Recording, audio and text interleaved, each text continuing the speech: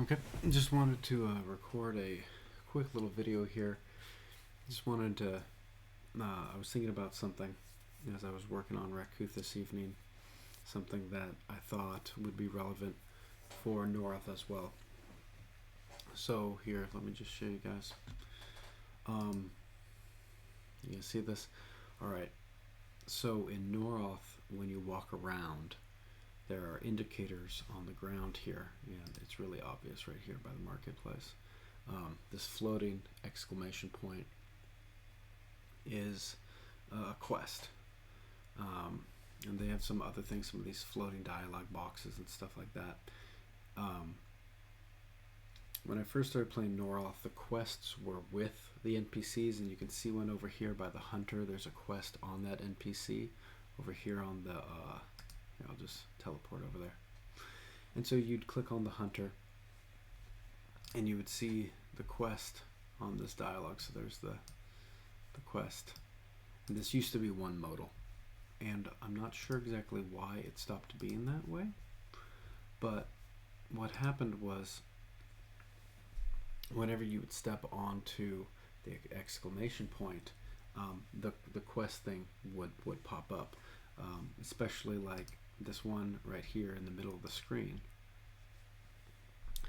As you're trying to just as the auto walk, as the path is trying to as your character's trying to walk across the path, see like that, it would actually stop you, and then this quest would pop up. Now, I didn't click on the exclamation point. It wasn't my intention to click on that and be interrupted, right?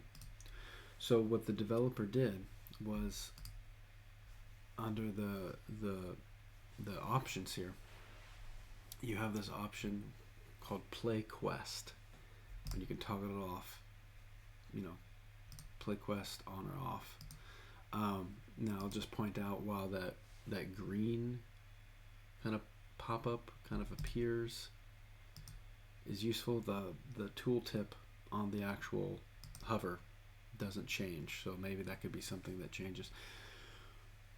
But I would say that this is not intuitive.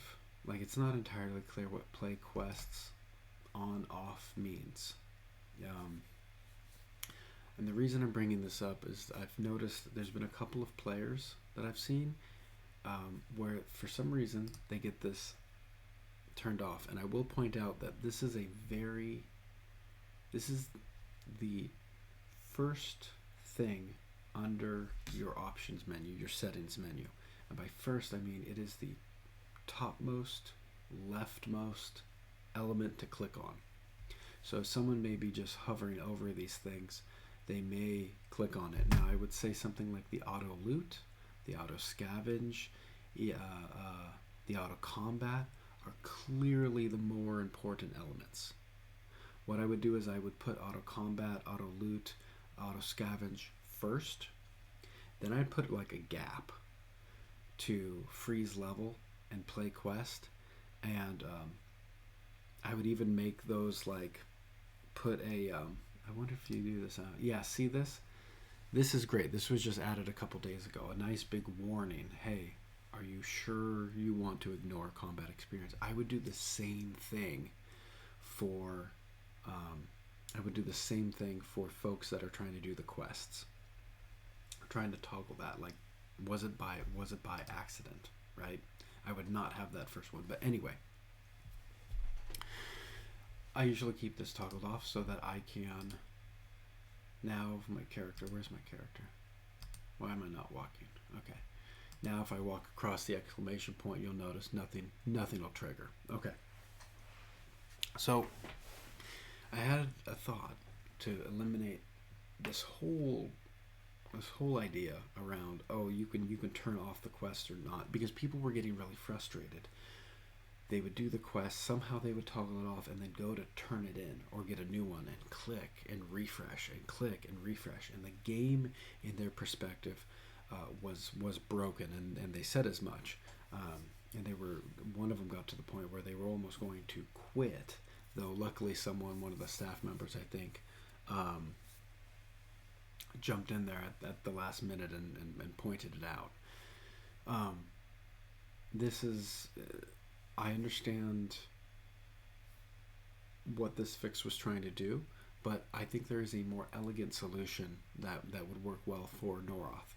So to go over to Raccooth to try to illustrate this, I have something very similar. I've turned on the grid here so you can see the pathfinding. So my character can walk around, and when I click on an NPC, I get a modal, right? And that's sort of what we want. But I also have, and you can't walk on an NPC, right? The pathfinding goes around the NPC. Now there are certain things on the ground that you may want to interact with. So what I did today was I created a new type of interactable, like just called it a marker. And that's what this little flag thing is on the ground.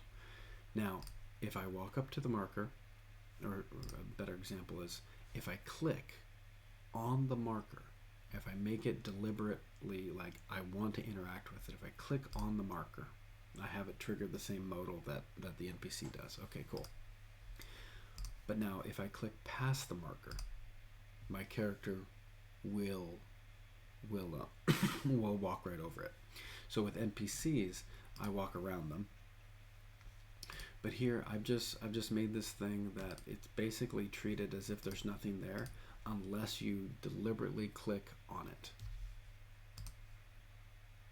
So I think if Norroth had a very similar thing where treat it like that, where if I click to the right or the left, I'm going to walk right past it.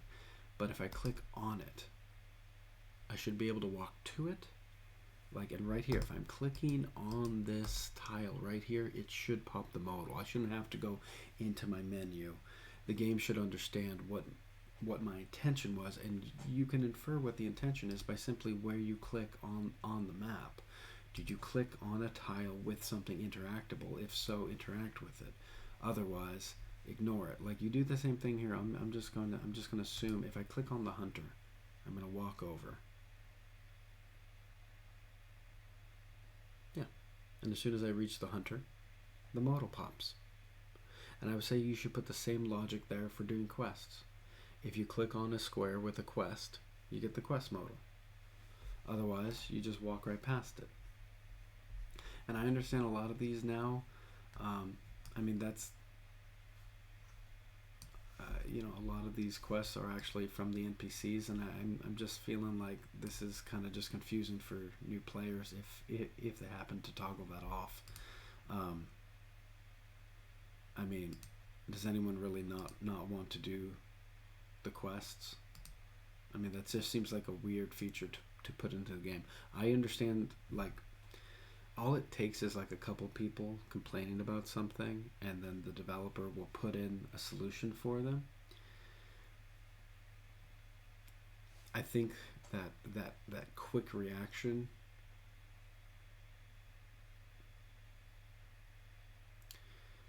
there's a pro and a con to being so quick with the development turnaround. You see one person complain about something, and you implement a fix right there and then. 5 minutes later, 15 minutes later, wow, so quick, so responsive. I don't know how thoroughly we think through the repercussions then of that particular implementation. Because I don't think I ever saw anyone threaten to quit the game because of the quest modal popping up. But I have seen people think the game is broken, think they're want to quit over it. So anyway, I was just thinking, try to do something like if putting the quest on the hunter itself. This is why too. I'll just point out many games, many games will have the NPC that's for crafting or shopkeeping, and they'll typically have a different NPC as the quest giver, so that the player can make a deliberate choice what they're trying to do with their time. Am I trying to just get to the NPC to maybe buy something from a shop or repair my gear or craft some new gear, or am I trying to do a quest? So I think in a couple of these locations, right here at this hunter's lodge, you have your actual hunter for crafting, and then just right over here by the fence, you could have another NPC that's the quest giver. right? And then you're like, not only would it make this town look more fleshed out with kind of two NPCs there, but there's one directly for the quest. There's another one for the shopkeep. I'm trying to think. Many of these actually don't even have, like, I'm just trying to think. It's not even like an NPC there. It's just an icon. It's an icon for the shop. So anyway, just some thoughts around that. This took just a couple minutes to implement. It's basically just it's coded like an NPC, right? So that you can interact with it, but it doesn't block the path. And I think that was, I don't know, to me that's pretty smooth. You click on it, then you trigger the behavior that you're looking for. Anyway, that's my thoughts on that.